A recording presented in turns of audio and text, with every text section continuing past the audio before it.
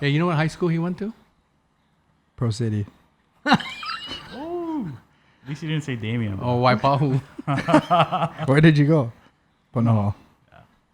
I was one. That was my first guess. I was just joking. Oh, Dad probably told you though. No, No. I was one of like I think What class? 5 Filipinos in the 400 something. Hey, it's being What recorded year? right now, bro. 96. Oh. 96. 1896. Yeah. Okay, you guys ready? Yeah. Yeah. Hello, everybody. Welcome back to our episode. This interview part, we're featuring Mr. Jamm Aquino. Jamm is a professional photographer working for the Honolulu Star Advertiser. And it was really exciting for me to also watch him film one of his passion projects, and that's with the great white sharks down in Guadalupe, Mexico, which was the close-ups of the great white sharks was magnificent. I mean, he has a real eye for photography like you wouldn't believe. In addition to that, Jamm is also a very well-respected musician and entertainer. He plays down at Sansei on occasion and all these other different venues. And you can see he has a genuine love for music. You can see it on his face. He's totally into it, totally engrossed. And the other thing over the years that I've discovered, he has a real passion for wines. I mean, not to be cool or anything. He has a genuine passion for wines. And so that's why I thought it would be, a really interesting talk story session with him and to hear all of the above and all of his experiences with that. So with that, Jamm, welcome to Chuck Furuya Uncorked.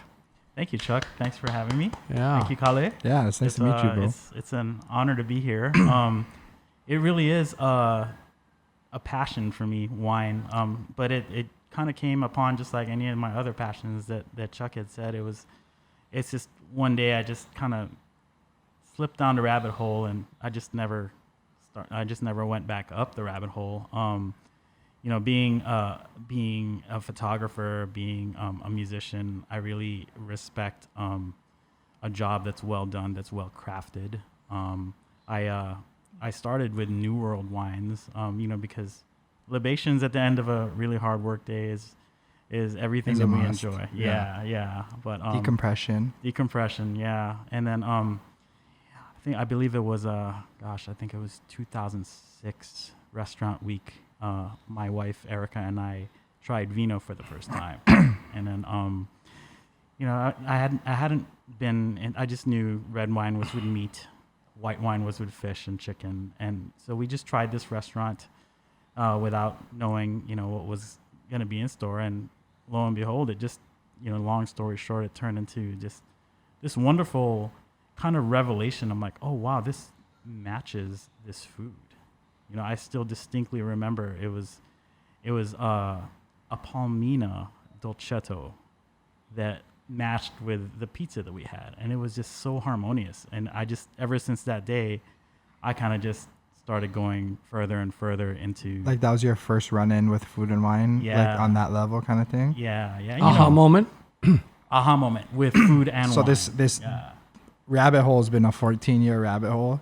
Pretty much, Oh. and it's never gonna stop. I don't think. It's just taken me to just different places all over the world because of this constant craving for knowledge. It's taken me to Chuck's home, to Chuck's restaurant at all hours of the day, all hours of the night. Sometimes I'll stop in after work, or sometimes before service, and just to pick Chuck's brain about a particular grape or a particular vineyard or a particular vintage of something. And it's almost been an obsession actually lately. And are you studying for any level tests or anything like that? I was, I work in the news media, so our industry is very volatile. In 2016, I thought I was gonna exit my industry, and so I was kind of putting a contingency plan in place. So I was Chris Ramel is a good friend of mine, and Mike Suderman, both very good friends and mentors as well. And so I kind of started picking their brain, and both of them said, talk to Uncle Chuck, talk to Chuck.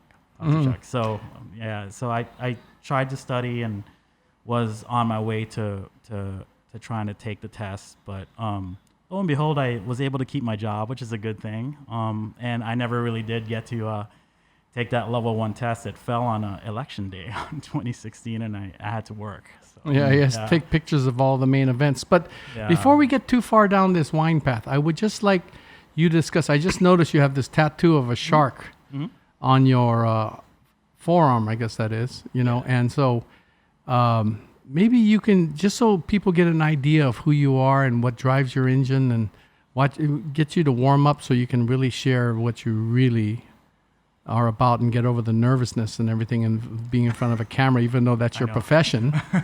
But maybe you can talk about, so why Guadalupe? Why great white sharks? As a kid, you know how little boys play with toy dump trucks or toy dinosaurs?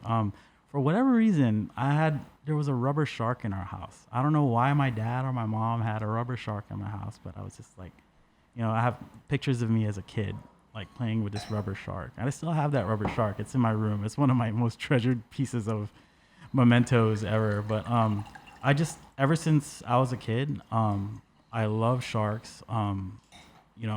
Whenever there was a shark on TV, there's a shark in a picture or in an ad, I'm like just mesmerized by it.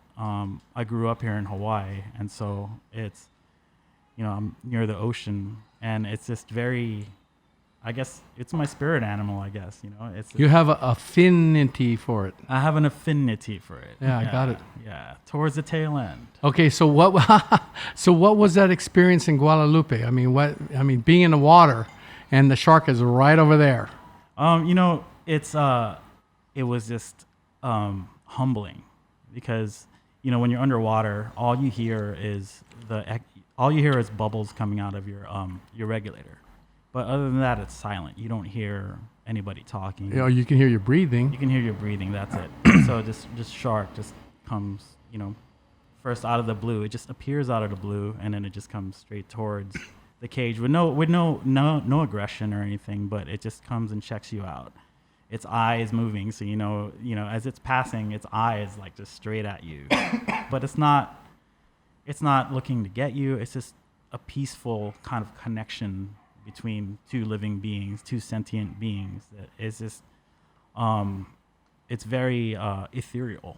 Like you just feel out of body. Yeah, you just feel like you're part of nature. I mean, you're coming close to death, essentially. No, I think it's more of a nature thing for him. I think it's more of a nature thing. If you look at his pictures are about beauty of that moment rather than intimidation or terror or the shark's coming to get me and oh my God, look at the teeth. His pictures are trying to depict, to me anyway, the gracefulness of that shark, how big and powerful it is, yet how graceful it is in the water and how it just can be peaceful.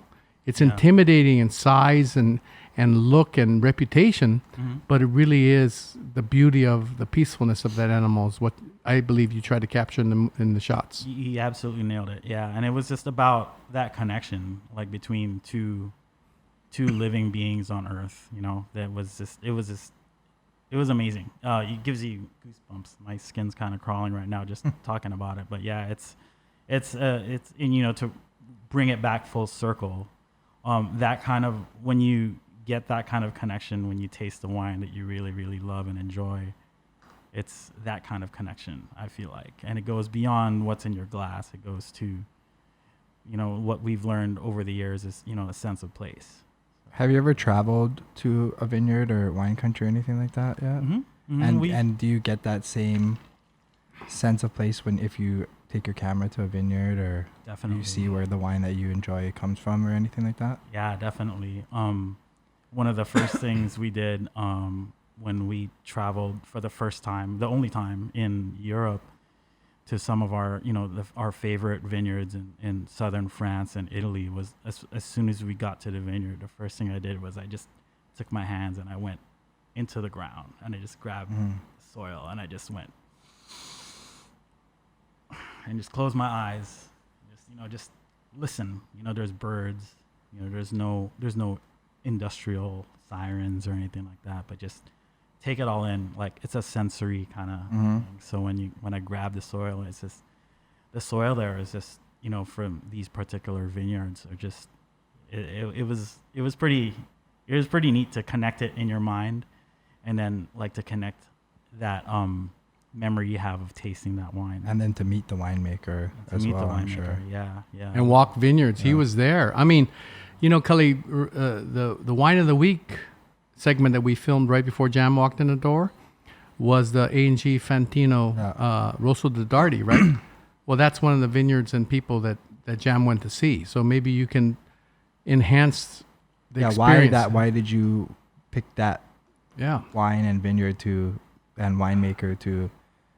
Yeah, we picked Fantino because the value in the wines that they make, it's so for Piemonte, which is in northern Italy, you can get wines that are just in a triple digit price range, and for the Fantino wines, they're so well made, they're so so old school, well grown. They come from heart and soul. That and at that price, you think about the price it costs of farming, bottling, and all that. Yeah. It's run by these two brothers to make something well made too. Yeah, right? And these brothers are they're older, and they're still so passionate about what they do.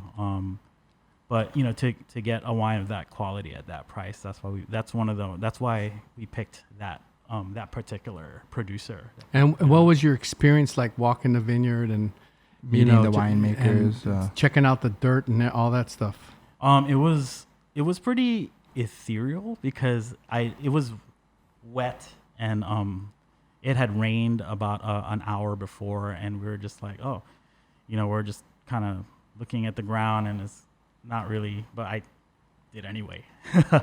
And then we went to go to his cellar to taste these wines, and it had that same kind of feeling as being outside. There's this energy about the way they make and produce their wine, and it's just, I want to say it was one of the most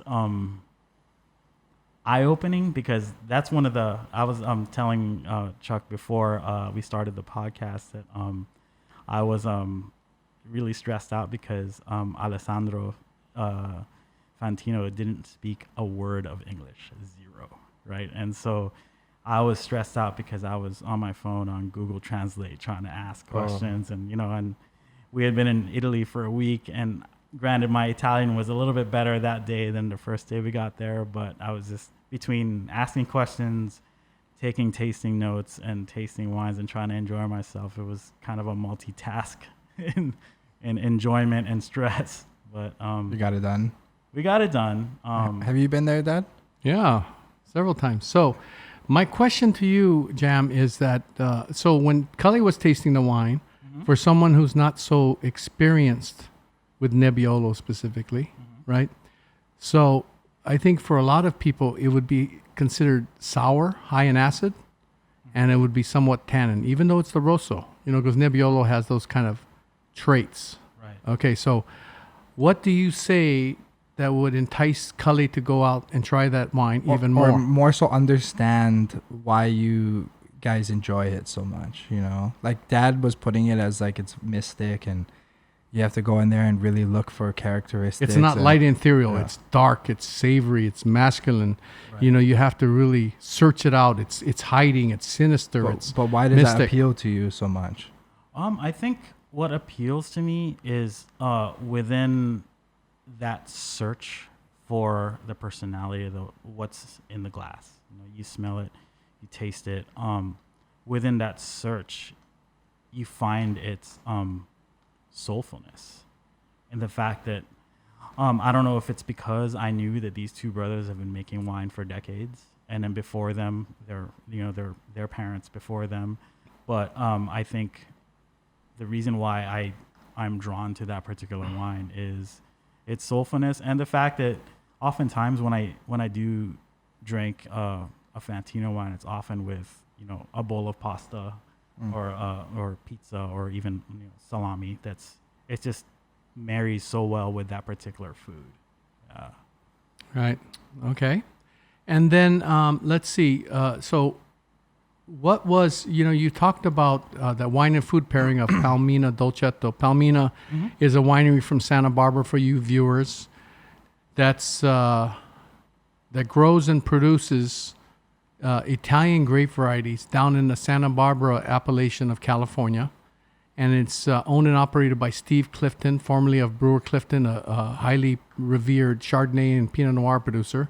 And they happen to grow Dolcetto, which is an Italian red grape variety that's most common in the Piemonte area where Fantino is, right? And so it was just a little rounder, little more not so savage like an Italian version could be. And you had it with what you said was a pizza. One of the pizzas at Vino. So that was a aha moment. What about just for a wine? What was the first wine you had that you said you were California oriented, New World oriented in the beginning?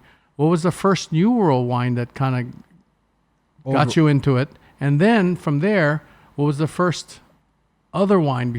It could be from other parts of the New World or perhaps from the Old World that then, excited you moving forward. Well, moving forward, that was that experience with the Dolcetto at Vino was very intriguing for me because after learning upon what we had tasted, to me, red wine was Cabernet Sauvignon, Merlot, right? Even Syrah business.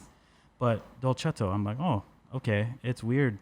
You're tasting it. When I was tasting it with that pizza, I'm like, well, this isn't a big brawny wine. I don't really taste opulence, richness. You don't need it with a steak. Or, Yeah. I mean, you could, but I mean, but it was just this acid, the acid on it and the temperature. That's another, actually, such an important thing is the temperature of the wine it was cool to the mouth. And, before I had gotten into wine, most of us think room temperature wine, but we're in Hawaii. Room temperature is hot. 80 degrees. Yeah. Yeah, on a good day. On a good day, yeah. So the temperature of that wine was another aha moment because I'm like, it's slightly cool, and it's made it that much more enjoyable, that much more refreshing. Like just you can gulp it down with no qualms at all. There's no kind of, it just goes down so easily when it's at the right temperature. Yeah. I'm gonna ask a question real quick before we get too far. What does soulfulness mean when you describe a wine? Soulfulness, that's a great question. I think soul, it's kind of let's take it from a music analogy. Yeah, like please. You just hear in a guitar player, you hear every bend. You hear, and it makes you feel a certain type. Yeah, of way. you hear the slide of the finger on the string. Even a mistake. You can hear if you hear a mistake of somebody playing live, but it adds to the character. And that's, I think, with wine, when you translate soulfulness into wine, not all soulful wines are perfect. Some will have flaws.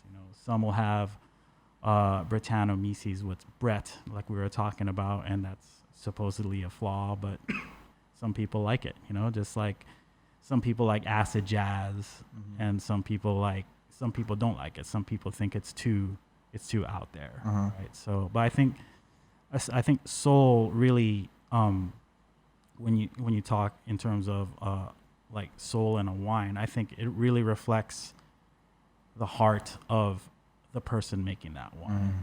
Yeah. So it also, I think, it's not only the winemaking, but there's just something moving about the whole experience. It absolutely moves you. It's like what he was saying about the music. Yeah. Someone just hits notes and everything, and some of them may be off key and maybe intentionally. But at the same time, you sit there going, "Wow, look at you just feel that it's coming from the guy's soul or the guy's heart." What was that wine that you tried that brought you to tears? Oh, it was in Greece? Yeah. That soulful, that meaning, yeah. So, what Cully's talking about is Cheryl and I were in Santorini, and these people took us from the hotel. They took us to this little shack, and the shack was smaller than our house, half the size of our house. It was really small. And surrounding the shack was her vineyards. And also in the back was, she was growing tomatoes, et cetera, et cetera. And so she made jams, she made tomato sauces, all organic, and she grew grapes. All of her vines were 60 to 80 years old, and they were in the the bird nest. I can't remember the word for that thing, but anyway, so that's what she did. And underneath the shop was like a cement open air basement kind of like thing, and there was all this winemaking stuff down there, open air. So no temperature control, no nothing. Everything was concrete, and that's how she made her wine, just like her father and her grandfather, and it was all natural and organic, just like her jams and all the rest of the stuff. So the wine was flawed. It had oxidation, it had Brettanomyces, it had volatile acidity, it had everything. It was flawed. But when I was tasting it and looking into her eyes, I started crying because she was showing me part of her soul, And so I can't, 99.99999% of the people would tell me, Chuck, this wine is flawed. Just throw it down the sink or use it for make vinegar or something like that. But I cried because that wine touched me so deeply, especially when I was looking into her eyes, because she made it from her heart and her soul, not just cooking a recipe on the stove and adding one fourth cup this and something that was like out of love, out of passion, out of heritage, out of all these things, from her grandfather's, reliving what her grandfather taught her or whatever, Right. It was like, so soul can be transmitted in many different ways and whatnot, but that's what soulfulness kind of means to me. I mean, and there's certain guys that just have it, it's just like certain musicians and everything, they are able to find a sweet spot of playing a song like nobody else can. That moves you. That just moves you, man. And the way that they utter the syllables or not, or mumble or do opera or whatever, it just moves you because it's coming from someplace else. And that's why I always say, a song doesn't have to be sung pitch perfect to me. Mm-hmm. But the intent has to be that it moves me. Mm-hmm. It comes from their heart and that it moves me. That's how I feel about wines. What do you think, Jam? Yeah, I'd have to agree. As I had mentioned earlier, I think the soulfulness of a wine doesn't necessarily mean it's perfect, as you had said. Right. But it does move you. I think the fact that a lot of these vignerons, some of my favorite wines come from smaller families that have been doing it for generations, and they're just passing it on and it's just they're sharing a part of that intimateness that they've had with their land and their fruit and their labor with you every time you taste their wine in your glass, or every time you smell the wine in a glass. And it's I think it's very unique for us here, especially all the way here in Hawaii, to be able to experience that. It's the old world, Europe is literally half a world away. Like if you cut the earth in half, that's where they are. It takes like 2 days of travel to get to Europe and back, so and I'm sure for them producing these small batches of wine, like they're thinking Hawaii is the last place this bottle is going to end up and going to move someone in the way that it moves you, Right. Yeah. And so it was just, going back on the experience of visiting some of our favorite winemakers in Europe, us being from Hawaii, there was a group of us, there was 6 of us. We brought omiyage, from Hawaii, just something as simple as like, the omiyage's presents, gifts like, for when you travel, right? Yeah, gifts from our homeland to where we're going, just as a token of appreciation, appreciation and aloha, right? So we just, just even these little, dancing hula girls from the dashboard of the car, and how stoked are they to see someone from Hawaii? Yeah, they were so. I mean, a lot of these vignerons were so. They're just so amazed that we traveled all the way from Hawaii just to go walk their vineyards, and this weirdo was like digging his hands in the soil and smelling it. So it's just, it was a lot of fun. It was very humbling. It was very it's a learning experience. I mean, so back to the question, what maybe an aha moment for a New World wine, and then maybe one for an Old World wine. I'd have to say an aha moment for New World wine was this wine that we have in our glass, Zinfandel. I never thought that Zinfandel could be so elegant. So the first time I tried Fred Scherer's Zinfandel, I believe, was in 2012 at a DK hosted dinner with Gavin Shannon and Fred, and I was just okay. You know, I've always Fred heard who? Fred Scherer, and I you know, we went into the dinner and everything, and they had the menu and the wines, and the first time I tasted it, I was like blown away because it was just so soulful. To go back to where we were, it was soulful. It was balanced. It was just enough fruit. It was earth. It was just so well made, but not like polished well made, but just well made in that it connected. It connected to me, and it connected to the food we were eating. I was just like, wow, this is so enjoyable, you know. And So, okay, so the wine that we're tasting is the 2016 Scherer Zinfandel Old and Mature Vines. Okay, so first of all, you say this wine really touched you. It was a wine that really moved you. So up to this point, what was your typical experience with California Zinfandel?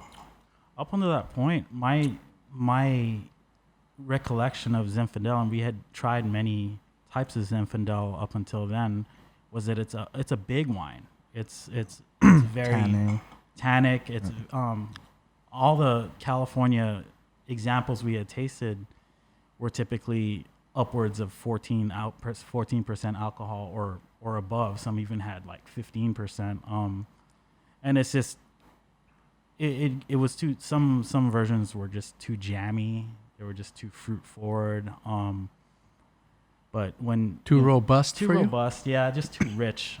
Can I see that bottle while he's talking? Yep. Yeah, by the time I had tasted Scherer's Zinfandel, we were already starting to go on our wine journey, my wife and I, from, you know, big, robust, opulent reds towards the leaner, old world style. So this was after that first instance at Vino with the... This is after, yeah. The first instance of Vino, I think, was 2006. This is 6 years later, I want to say. Wow. Or 5 or 6 years later, 2012. And so this is the 2016 Scherer's in, to be more specific, right?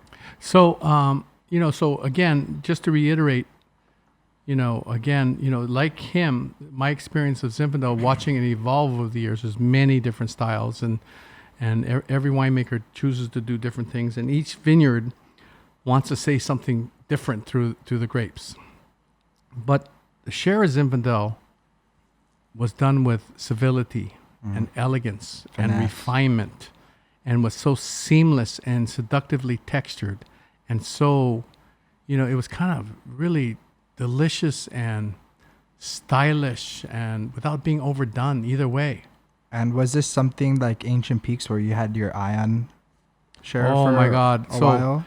Uncle Nuncio and I had the 1991 one night. That was your first experience with Scherer. 1991. It was his first wine, commercial wine. Nuncio and I had bought a bottle or something at a store, and I shared it with him. Randomly? Yeah, I just go to stores and I buy wines just to try. Yeah. And the next day, he and I were on the road, man, looking In for this California? guy. Yeah, we were in California.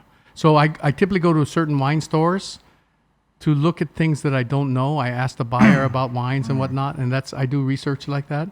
And Scherer was something that I had never heard of before. The guy said, "You should try this wine. It's really good, but it's not your typical Zin." And so I tried it. I went, the next day we were on the road, man, looking for this guy, Nuncio and I. So you're sold day one? Absolutely. This guy, and at that time, he was like associate winemaker at Dalinger in the Russian River, a very high-profile Pinot Noir and Chardonnay producer. And the owner of Dalinger, because Nuncio and I showed up to meet Fred, he was pissed. He ended up asking us to leave because we weren't there to see Dalinger or taste the Dalinger wines, And we just wanted to talk to Fred. And Fred's back then was very reserved and low-keyed, so he was apologetic. And after that, when I got back to Hawaii, back then, they never have email, so it was fax machine.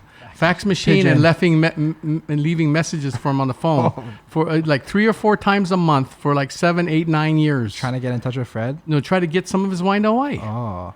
He's a one-man show. To get it? Yeah. So he was a one-man show. You remember what I told you? About the labor hours. Yeah, he said in 1 year he used 1,000 man hours of labor. You divide that by 365 Less than days. 3 hours. That's less than 3 hours a day. You know, so all the other work he does himself, it took us that long to get his wine. I would call him up, hey, Fred. He goes, hey, Chuck, how are you? And I don't have any wine to sell you. I said, I know, I'm just calling to say hello to you, man. I just, he goes, like, so it took that long to get the wine here, and he's just the most honest guy, down to earth, unpretentious, and he's just this guy, and all of his wine. It's hard to find a guy who makes one wine well, much less, one grape variety well, much less 6 or 7. He makes like now 3 or 4 Zinfandel, depending on every vintage. 3 or 4 different Zins? Yeah. He's one of those guys that makes themed wines. Certain grapes belong in this one, but they don't belong. Some that don't, he makes a different wine stylistically using different other He grapes. makes 3 or 4 different Zinfandels, all different styles. Not every year, but typically there's one. And then he makes every now and then a playful one called Zinfandel. And then once in a while he makes Shale Terrace. And then once in a while lately he's been making The Hill. It's another single bottle. So let me say this. You see how elegant and civilized and smooth and well-textured this wine is? Mm-hmm. Okay, and Cully, you noticed that on the Rosso di Dardi Fantino, you thought it was high alcohol because it burned as it was going down initially, correct? And you noted on the bottle that was 13. Yeah. So how much would you think that the alcohol is on this wine? I would still say about the same. 13? Yeah. How about you, Jam? I would say, about 13.5 maybe. Okay, it's 15. Wow. Ooh. But is it because of the temperature of the wine that we're drinking? Partly, but also I told you if You can hide the because of the alcohol. intensity of the wine, it balances out the high alcohol because it's like if the alcohol is high by increasing the intensity like this without the body and everything like that, it balances out the high alcohol. This thing is 15-degree alcohol. Oh. And part of the story on that thing is you cannot base things upon necessarily the alcohol content of a wine. It's really about balance. And the challenge with most Zinfandels is Zinfandel in general is an uneven ripener. So on the same bunch of grapes, you can have raisins and you can have green grapes. So when do you harvest? So if you harvest for those green grapes to get redder, then the other stuff is going to be more raisiny. yeah. And so therefore more higher alcohol, more glycerin. So that's one of the big challenges of Zin. So this is from his father's vineyard, which is in Alexander Valley. And then Jam is part of this group of guys. They get together and we do BYOB dinners, bring your own bottle. And they all share wines. And more often than not, what you see come out is Aubon Clément, Scherer, Whitcraft, Tempier, View Telegraph. Those are probably the 5 staples. Would you agree? I'd have to agree. Yeah. There's Foreman too. Oh yeah, Foreman. there's Yeah, Foreman, yeah, absolutely. And so we get to try all these older versions. And the single most mind-blowing one for me has been all the older bottlings from Scherer. This is something that you say this is a 2016, and some people think that it's because his wines aren't selling, but it's by intention. Yeah. I don't even think he's released this thing. And I thought this was, it's 2016. I thought it was a 15, but it's 16. So, it's just something. His wines age well. They get better with age. They get better with age. A lot of wines can age, but the question always is how many wines get better with age? Like maybe his Zinfandel, you may not want to age it. It's not intended to age. But man, his Pinot Noirs and his Chardonnays and his Zinfandels and his Cabernet Sauvignons and his Syrahs. Oh my goodness. Is this considered more of a trophy wine? I don't think it could be. Given Fred Scherer's price points on his wines, I mean, I think it's pretty. It could be a splurge for a weeknight maybe, but it's definitely not. How much is that a bottle? I think what is it? 30, about 30, 35? Yeah, $36, $37 a bottle. So it's definitely not. It's not a country style Nope. wine though. No, but it's also not necessarily trophy wine. It's kind of in between. You can have it today, or you can have it 15 years from now. That you could save for 15 years? I think so. Let's save that. Do you have another one to save for 15 years? Listen to that guy. The guy's not volunteering to buy us a bottle. He's asking if we can see how he is. So other comments. So the interesting thing about Scherer that I don't think has been discussed yet is Fred Scherer is an artist. So like I alluded to it by saying he comes up with all these different blends. You know, like in the old days, he used to have Pinot Noirs called Little Sister, Big Brother. He has these themes, and he knows what belongs in that playpen. You know, and other parts don't belong in there. That's why he split that vintage and created Little Sister for more elegant, more feminine, and Big Brother, which was more brooding, more masculine. You know, so he is one of those guys that likes to tinker and understands what parts fit into the wine and what parts don't fit into a wine. That's how he is. And it's really interesting because if you spend time with him, he's very much like that musically as well. He's a musician as well. Oh, he plays great guitar, and he's really, like, when you watch his face when he's playing, he's totally into it, just like Jamm. So on another level, that's what those two guys connect. So every time Fred comes to town, he brings his guitar just because he knows Jamm is going to be around. Yeah, absolutely. So I mean, that's something that you were saying about it earlier, that something about you appreciate. It was in the beginning of the set. Anyways, it's probably because, I mean, not probably, but you're an artist and wine is art, which makes you fall more. You were talking about, I think it was with the great white sharks and all that, but how you have all these different passions, but they all are kind of related to beauty and art, essentially. Right. They're related to creativity too. Yeah. I mean, imagination. Yeah.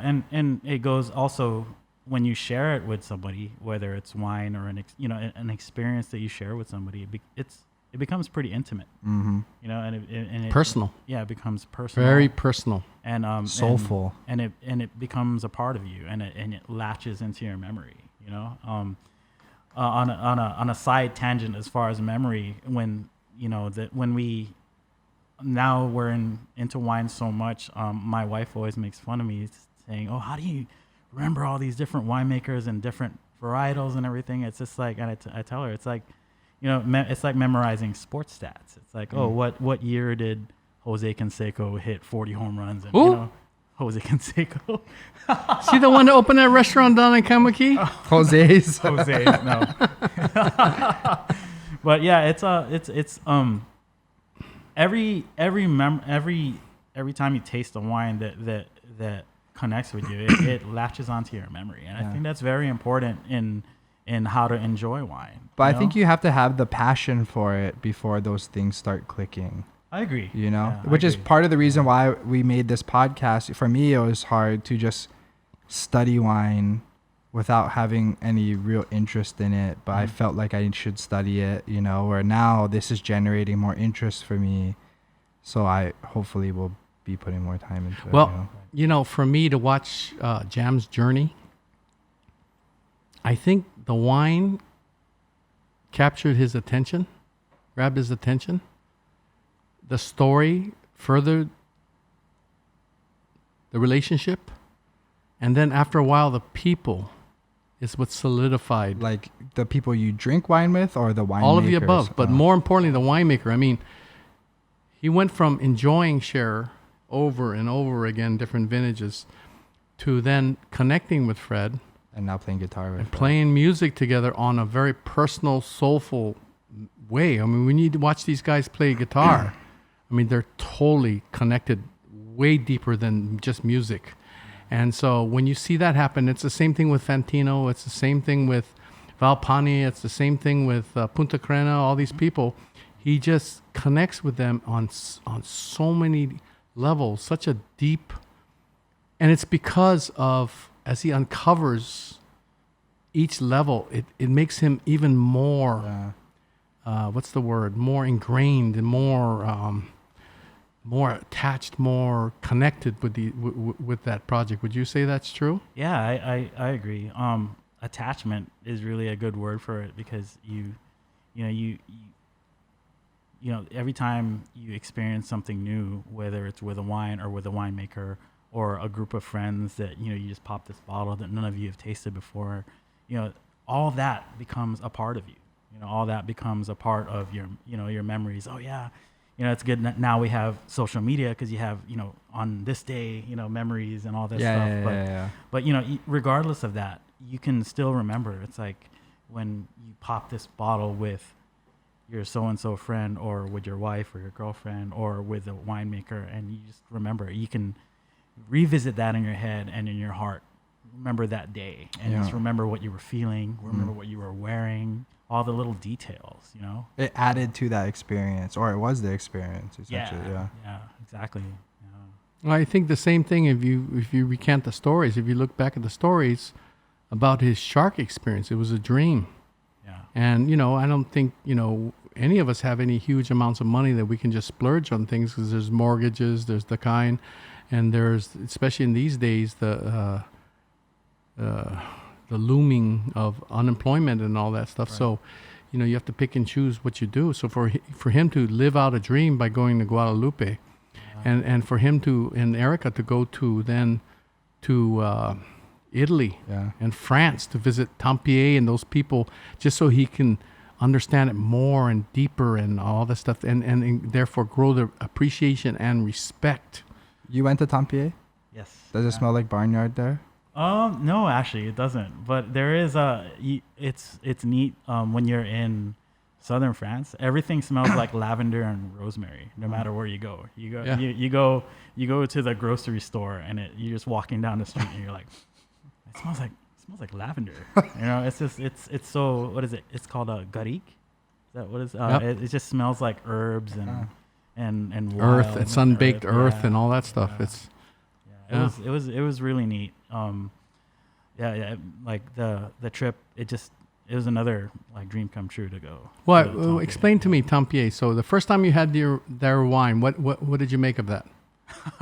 It was at the Old Vino, and the first time I did taste it, I was like, woo!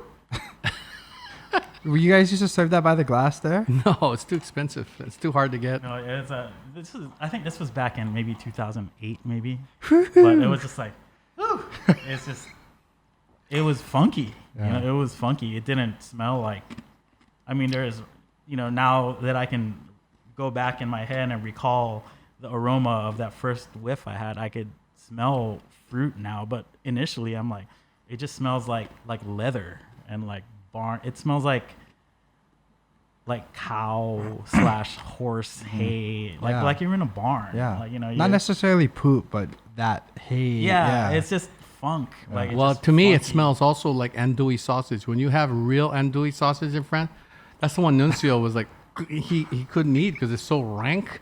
Oh, Really? Oh man, it's rank when you have real andouille sausage, and Tempier has that andouille sausage like rankness, man. Like, woo, geez, so it takes a while to really appreciate it, huh? It did take a while, but I want to say it is mesmerizing. Like, it's one of those, it's like you smell it and you keep smelling it, you keep smelling it. It's intriguing. That last sip of that sherry, I can taste the 15%. Well, it's warmed up. Yeah. And you took a big gulp. Yeah. Are we tasting that one right But you remember what Mark Sushido said? He said, drink them fast, bull. or no, he said, sometimes if you want to change the pairing, adjust the pairing, you take a bigger sip or a smaller sip.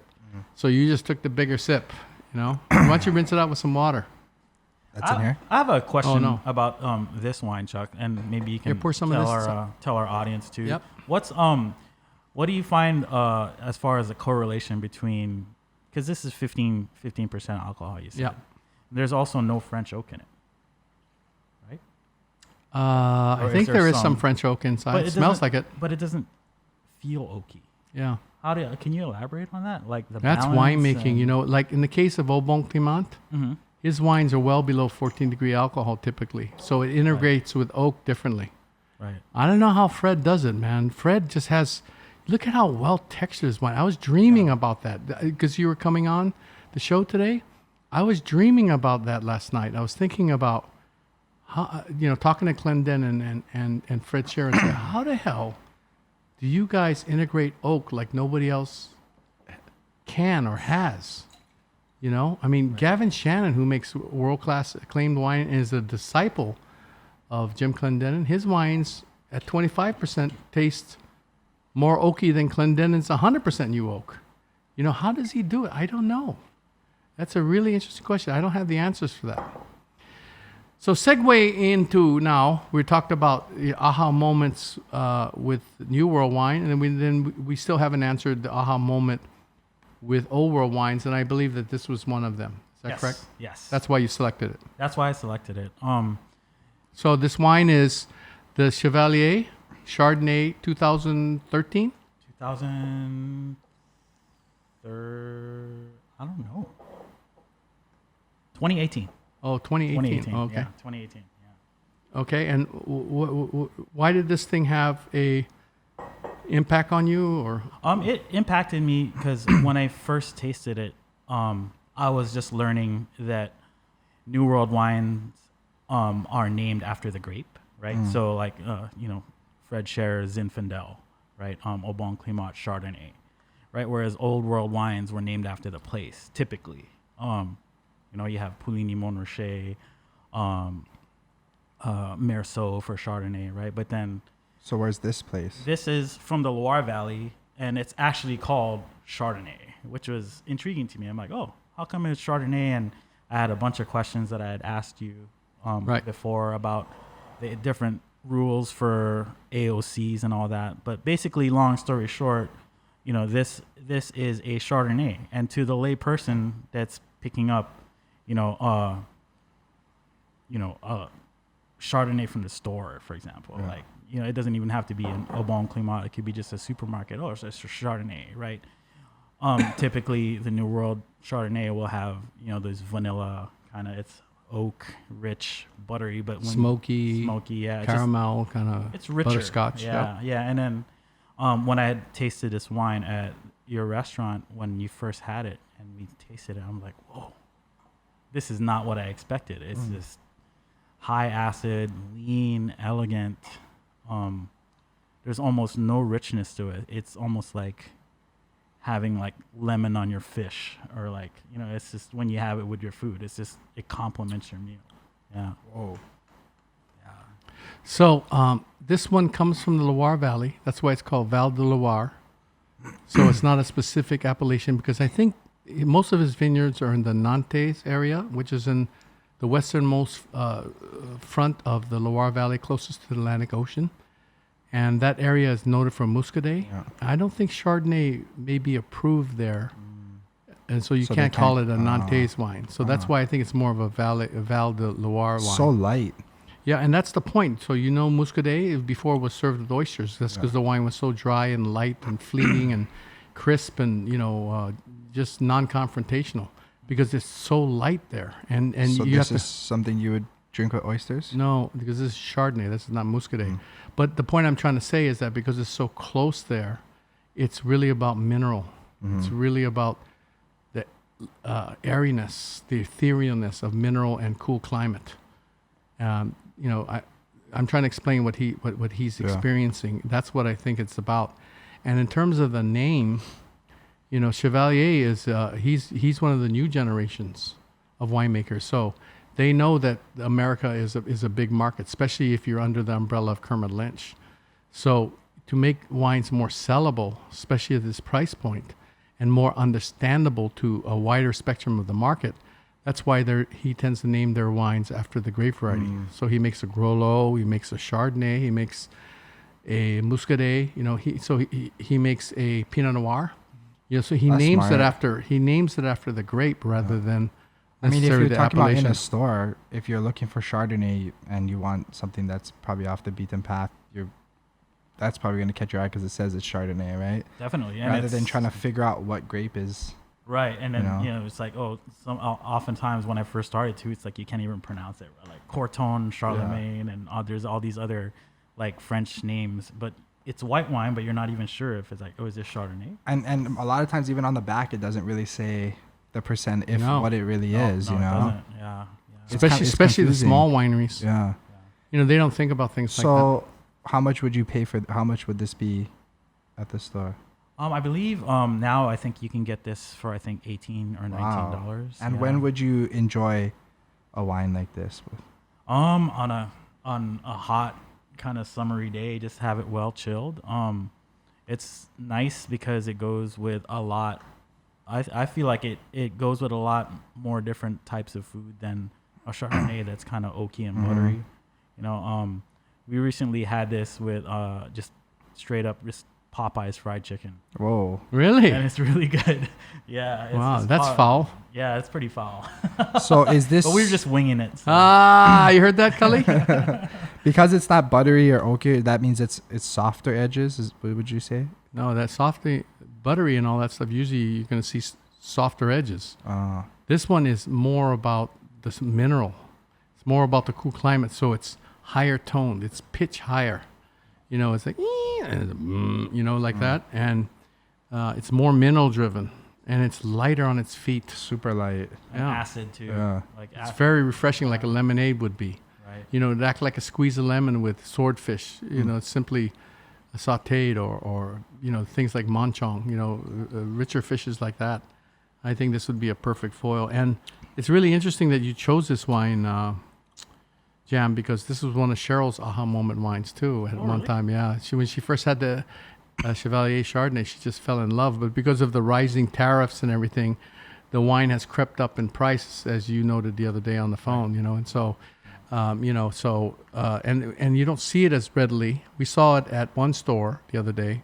Where did you buy this from? I bought this at our field. In Kailo? Yeah, Kailua. Where do you buy your wines from? It's our field or Fujioka locally anyway. You order online and stuff too? I order stuff online, but typically not during the summer because shipping during these summer months. Remember earlier in the podcast we talked about temperature. Yeah. And the temperature, it's so vital, right, to your enjoyment of the wine. And so typically in the summer I don't order anything online. It's really interesting for me because for Jamm and some of his friends that he tastes with, I just noticed they, unlike a lot of other people, they tend to order wines that they can't get locally. That's when they resort to ordering it online. And that way it's both the best world. They're supporting local as much as they can, but when it's not available, then they'll find wines and everything, which I think is a big thing. I respect that they show. I think. Well, that's and also really, you want to drink it now when you go and look for it, right? Yeah. There's oftentimes we'll look for wines that we can't get here online, and then when it does come in, you don't want to just drink it because it took a while. Yeah. So, but I want to say 90% of what we buy is local here. Cool, man. Yeah. So we're trying to support as much as we can. Yeah. We have actually a really, really great community here in Hawaii. I think of people who enjoy wine from all walks of life, and it's been a great I want to say 10 years of getting to know so many different types of people who love and enjoy. Chris Ramel puts it as it's interesting because you wouldn't think that would exist in Hawaii. Exactly. Yeah. You would think it's because we're a pretty much warm climate year round. We don't have vineyards here. There's no vineyards. We pretty much we like to eat poke and drink Coors Light. Yeah, who doesn't beer? like poke with beer? I love poke with beer, right? But but it's we were like really surprised over the course of our journey how many people really enjoy wine, and it's great. I love it. Cool. One of the other things about Jamm and his normal group that he hangs out with tasting wines, it's not like these guys drive Mercedes-Benz or have a lot of money, but every time they come to a tasting, they bring the best that they have, just in an effort to share. I mean, I think that says something about Jamm. He's always like that. You look, when he showed up here to film, he brought food that he and his wife cooked for us. I mean, what the hell is that? I mean, he's just that kind of guy. He's just, so naturally he's going to gravitate to those kind of people. I would say Fred Scherer is like that. I think, Tom Pierre is like that. They have us over there. They full on cook for you and everything like that, Like Same thing with Valpani. The wines are usually like their winemakers. Like how a dog looks like the dog owner. You see that dog right there? Where is he? That looks like you, Val. Some other things you would like to share with us, Jamm? I had just a couple of maybe some thought-provoking insight. Like, where do you think the enjoyment of wine is going to go moving forward with the tariffs in the old world? The stuff that we got coming in, prices are going up, but not many people can really afford it if they're unemployed and whatnot. How do you go about still going to enjoy wine, like when we can't afford the wines that we were like enjoying before at that are like twice the price now. I don't think there's one answer to that all. Yeah. You know, I mean, the whole world is going to change moving forward after this pandemic It's on many changed different already, levels. yeah. No, but it's going to change even more, you know, of trying to move forward. In the case of wines, you know, for me, you know, it kind of started with, you know, segueing more towards wine and food for me, right? And then during that journey of wine and food, as opposed to trophy standalone wines, but down the road of journey wines, the journey of wine and food, then one of the things that was discussed was smaller bite or bigger bite, smaller sip, bigger sip when you're pairing, you know, or wine on the rocks with cheese, as opposed to wine by itself, Lambrusco by itself with salami. You know, so these things that you change the way that you address the wine instead of just a full glass with a full meal, you know, and so you started changing. And so for me, whether it's on the rocks or adding a little bit of water just to dilute it, just to stretch it a little bit more, you know, but at the same time making it more enjoyable with food might be part of a solution as well, you know, rather than buying a shitty wine because it's $3 or $5 cheaper, which is all that you can afford. You know what I'm saying? So you have to, I think you have to think out of the box like that. I mean, to gravitate towards something that's not so good and more cosmetically made and all that stuff, you know, I mean, I'd rather add some water to this thing or something like that and dilute a little bit. Yeah. Right. There he is. There's that dog. Or you have I did it last night, dude. Me and my roommates were 2 bottles in, and we had this big bottle of something really shitty, and I mean, we were already drinking, you know, so we weren't really there to enjoy it. It was more for effect, but yeah. I mean, that was our budget wine right there. Yeah. We enjoyed the first 2, and then, you know, that was like the nightcap. That was it. Yeah, the nightcap. Yeah. Have you told your story on this podcast yet about Bruce Nyers and the ice cubes? Yeah, I did. You did? Yeah. Okay, because we did that. What is it? A couple of days ago too. We're just like. Which wine did you do it with? Beaujolais. Oh yeah, and it was a lot easier to drink that way. So needless to say, we drank more of it than we wanted because, you know, we drink wine with lunch or with dinner or whatever. We don't pound. We don't pound it. But then like after the ice cube thing, we're like, oh well, I guess that's like half the bottle, and we didn't think we were gonna have more than 1 glass each. Well, the thing that you have to be careful about is the ice cube. Yeah. So different size ice cubes will melt at different rates. Right. Or letting it sit with ice cubes will also increase the rate of dilution. So every wine is going to be different. So you have to perfect, to me, not be a scientist and take, you know, numbers or anything, but the art of, you know, it's just like I'm reading this book, the art of making a daiquiri, you know, whether it's by hand or whether it's by blender. It makes a big difference, you know. So this guy's down in Cuba right now in the book, and he's watching this guy make the Presidente, or he's making it, and he's making this other drink. I can't remember the name of it right now, where it's like 10 or 11 shakes by your ear like this, and it's how you do it, what glass you do it, the size of the ice, and all that stuff. It's a real art, and he says, you know, for most bartenders to make one really good one out of every 100 is fantastic, you know what I mean? So that's how difficult it is to get it just right. I want to borrow that book. After. Can you return? You know, he borrowed this Adventures on, and he keeps telling on the podcast how it's autographed from Kermit Lynch and all that stuff, and he keeps bragging that he has it, and he took it like 20 years ago or something like that. How many years ago? 10 years ago. Okay, you think fine, he'd return it? You gave it to me. I didn't give you Yes. anything, and so now I'm reading this book that Dave Newman from Pint and Jigger told me to read. So I'm reading through it, and now the guy wants it. I'll give you a book to borrow. Which one? I'm reading Anthony Bourdain's No, Kitchen Confidential. Kitchen Confidential. That's Is that a great good book? It's a great book. Great book. Okay, so Jamm, other questions? I know you might have some. So here's your chance to ask somebody. Yeah, let's explore for everyone that's watching the concept of cooked or corked wine. How do you know when you pop a wine if it's cooked or corked? Cooked meaning it wasn't stored properly? Yeah, improper storage. And remember, we were talking about many times during the podcast about temperatures. 100%. So important. So let's elaborate a little bit about cooked and corked. Like what are the kind of characteristics that you smell in the glass, or if you pop the cork? You can So cooked is going to be an acquired knowledge. You know, it's not something I can easily describe. Like you would have had to had that wine before kind of thing? Yeah. Okay. And so we had a sharer, Rosé, That was one, cooked. on one podcast. Mm-hmm. And we had a different share on another podcast, or a reshoot of the podcast, bought from 2 different stores. Oh. And they were like night and day. Wow. And so that experience, the one that was fresh, one was fresh and alive, and the other was dull. So that's one of the, so like you said, you know, tasting it side by side will be key to that. Okay, in terms of corked, there's no one answer to that.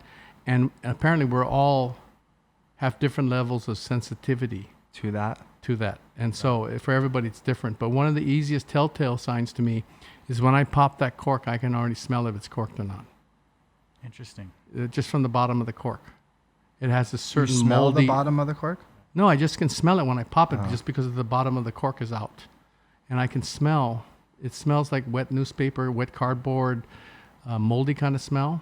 And that corkiness is apparent. And, you know, they say it happens anywhere from 3 to 8% of the time.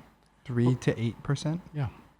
And interestingly, but they said it shrank down to 5% in the past 4 years or Because something of like that. synthetic corks or something Or like just that? something. But, you know, everybody says, well, what about screw caps? So we had the wine earlier. And it was unsealed. Exactly. But, I mean, you can see it wasn't cracked. Yeah. But a lot of people are saying that those twist-off things are not a perfect seal. Mm.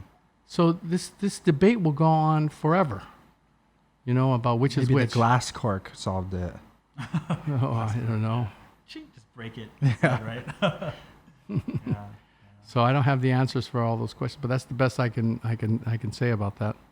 Yeah, I mean, I feel like, you know, being on this podcast was really an honor, because it just shows that anybody from all walks of life can enjoy wine, no matter what you do, whether you're in the service industry or not, whether you're into cooking or not, whether, you know, you can not know how to cook anything in the kitchen, but if you're you know, you love your wine and you love your food and the passion's there, you can have a personal level of enjoyment with wine. Mm-hmm. Hey, so I have a question for you. So, what was the dish that you brought Cheryl and I?